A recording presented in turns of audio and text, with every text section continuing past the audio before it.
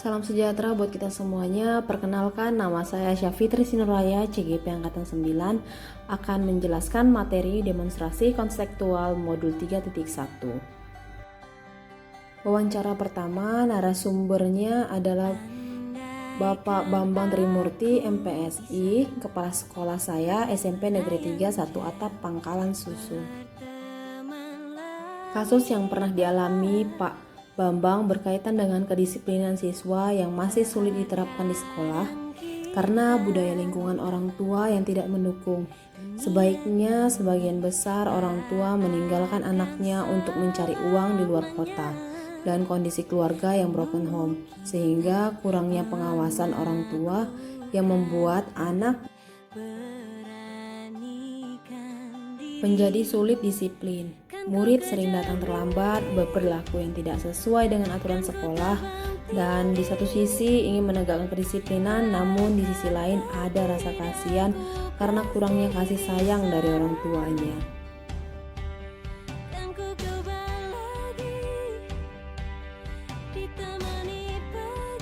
Pertanyaan pertama, selama ini bagaimana Anda dapat mengidentifikasi kasus-kasus yang merupakan dilema etika atau bujukan moral?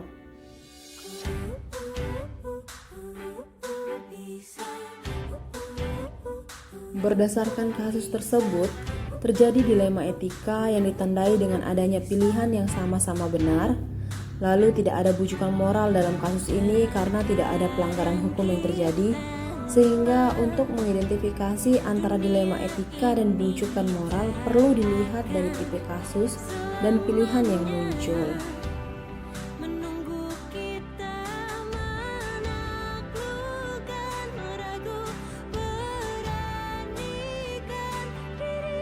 Selanjutnya pertanyaan kedua, selama ini bagaimana Anda menjalankan pengambilan keputusan di sekolah Anda? Terutama untuk kasus-kasus di mana ada dua kepentingan yang sama-sama benar atau sama-sama mengandung nilai kebajikan.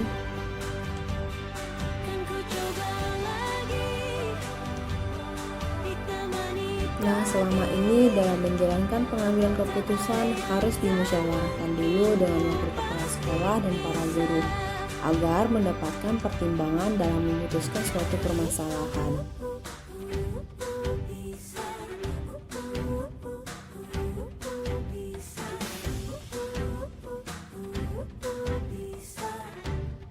Pertanyaan ketiga, langkah-langkah atau prosedur seperti apa yang biasa Anda lakukan selama ini? Nah, jawaban dari Bapak, langkah atau prosedur yang biasa dilakukan adalah musyawarah dengan wakil kepala sekolah, selanjutnya dirapatkan dengan dewan guru. Lalu pertanyaan keempat, hal-hal apa saja yang selama ini Anda anggap efektif dalam pengambilan keputusan pada kasus-kasus dilema etika? Nah, jawaban dari Bapak, hal yang dianggap efektif dalam pengambilan keputusan adalah adanya komunikasi dengan wakil kepala sekolah dan para guru di sekolah.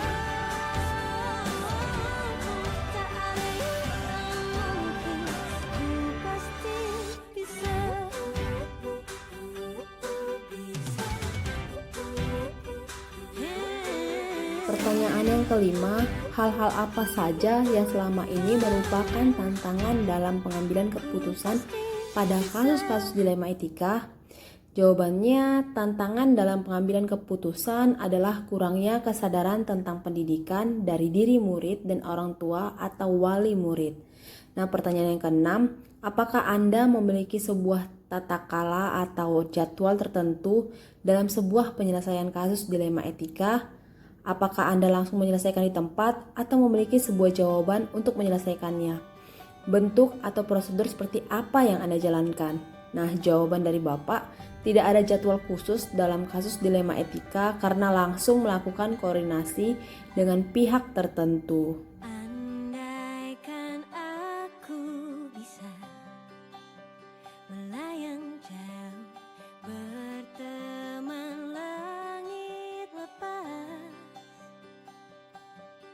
Untuk pertanyaan yang ketujuh, adakah seseorang atau faktor-faktor apa yang selama ini mempermudah atau membantu Anda dalam pengambilan keputusan dalam kasus-kasus dilema etika?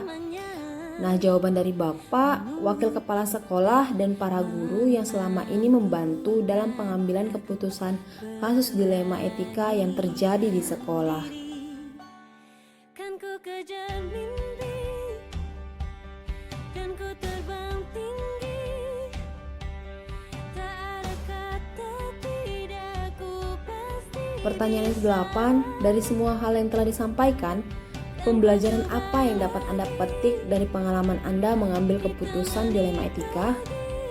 Jawabannya, pembelajaran yang dapat dipetik dari pengalaman mengambil keputusan dilema etika adalah perlu memperhatikan budaya di lingkungan sekolah dan latar belakang keluarga untuk mengambil keputusan dilema etika yang terjadi di sekolah.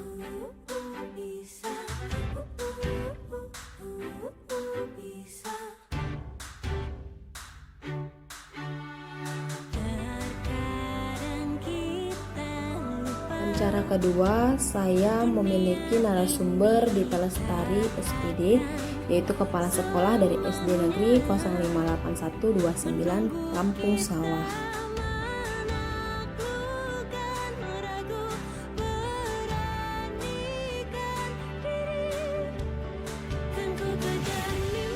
Kasus kedua yang pernah dihadapi oleh Ibu Dita adalah kasus pengambilan keputusan untuk nilai anak yang melebihi KKM saat pengisian rapot agar menghindari tidak naik kelas.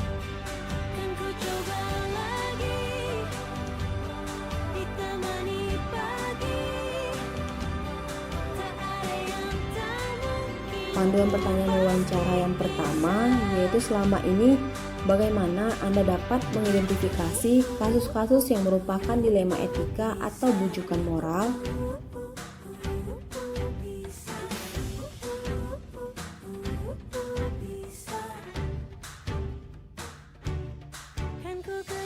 Jawaban dari Ibu Dita, berdasarkan kasus tersebut adanya dilema etika karena harus memutuskan di antara pilihan yang sama-sama memiliki alasan yang masuk akal.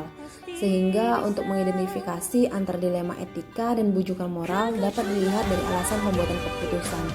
Jika ada alasan yang masuk akal dan dibenarkan, maka masuk ke dalam dilema etika, sedangkan jika alasannya tidak sesuai, maka masuk ke dalam bujukan moral.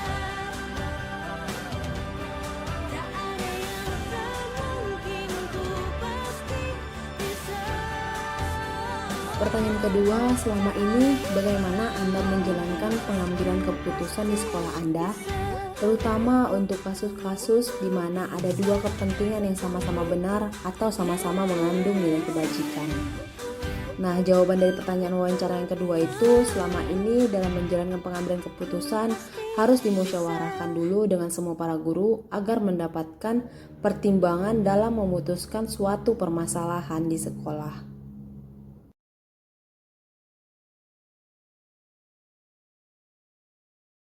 Pertanyaan yang ketiga, langkah-langkah atau prosedur seperti apa yang biasa Anda lakukan selama ini?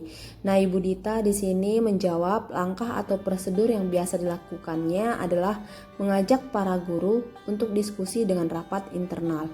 Nah, pertanyaan yang nomor 4, hal-hal apa saja yang selama ini Anda anggap efektif dalam pengambilan keputusan pada kasus-kasus dilema etika? Nah, di sini hal yang dianggap efektif dalam pengambilan keputusan adalah adanya tindakan preventif sebelum terjadi permasalahan. Terkadang kita lupa dunia ini. Pertanyaan kelima, hal-hal apa saja yang selama ini merupakan tantangan dalam pengambilan keputusan pada kasus-kasus dilema etika? Nah, tantangan dalam pengambilan keputusan adalah kurangnya ketegasan jika dihadapkan dengan persoalan yang melibatkan kemanusiaan. Di pertanyaan ke-6, apakah Anda memiliki sebuah tata kala atau jadwal tertentu dalam sebuah penyelesaian kasus dilema etika? Apakah Anda langsung menyelesaikan di tempat atau memiliki sebuah jadwal untuk menyelesaikannya? Bentuk atau prosedur seperti apa yang Anda jalankan? Nah, di sini tidak ada jadwal khusus dalam kasus dilema etika karena langsung melakukan koordinasi dengan para guru di sekolah.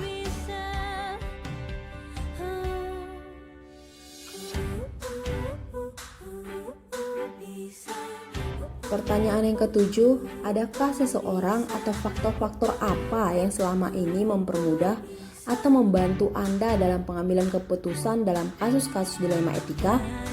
Nah, jawabannya yang selama ini membantu dalam pengambilan keputusan kasus dilema etika yang terjadi adalah rekan-rekan guru atau para guru yang ada di sekolah. menunggu kita menaklukkan ragu. Pertanyaan ke-8, dari semua hal yang telah disampaikan, pembelajaran apa yang dapat Anda petik dari pengalaman Anda mengambil keputusan dilema etika?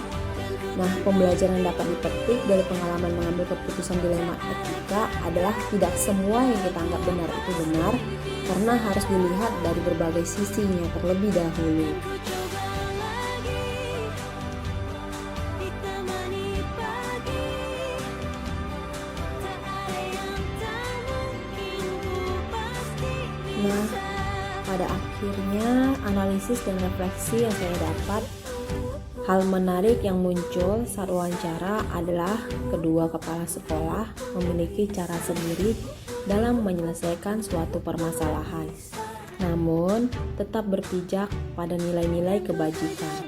Yang kedua kepala sekolah tersebut sama-sama mengambil keputusan dengan paradigma rasa keadilan lawan rasa kasihan, dengan prinsip berbasis rasa peduli, namun dalam pengambilan keputusan belum ada prosedur menggunakan 9 langkah pengambilan dan pengujian keputusan.